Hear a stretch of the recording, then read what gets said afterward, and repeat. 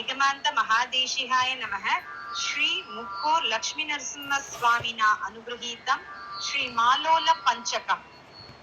యోగి ధ్యేయం సదానందం భక్తానాం అభయంకరం మాలోలం పుండరీకాక్షం సంశ్రయే వరదం హరిం.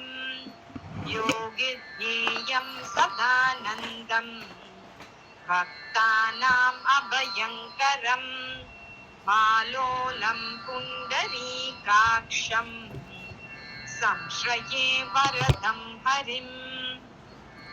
సర్గస్థితి వినాశానాం కర్తా కర్తృపతి స్వయం మాలోలం పుండరీకాక్షం సంశ్రయే వరదం హరిం. రమాసకం దయాపూర్ణం సర్వలోక నమస్కృతం మాలోలం పుండరీకాక్షం సంశ్రయే వరదం హరిం.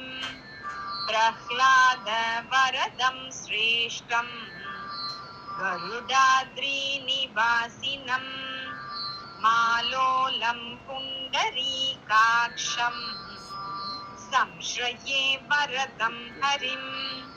వేదాంత గురునా నిత్యం సేవ్యమానం పరం శుభం మాలోలం పుండరీకాక్షం సంశ్రయే వరదం హరిం. శ్రీరంగయోగి కృపయా ప్రోక్తం స్తోత్రం ఇదం శుభం యా పఠేత్ శ్రద్ధయా నిత్యం సర్వపాపై ప్రముచ్యతే. శ్రీరంగయోగి కృపయా ప్రోక్తం స్తోత్రం ఇదం శుభం యా పఠేత్ శ్రద్ధయా నిత్యం సర్వపాపై ప్రముచ్యతే. ఇతి శ్రీమాలోల పంచకం సమాప్తం.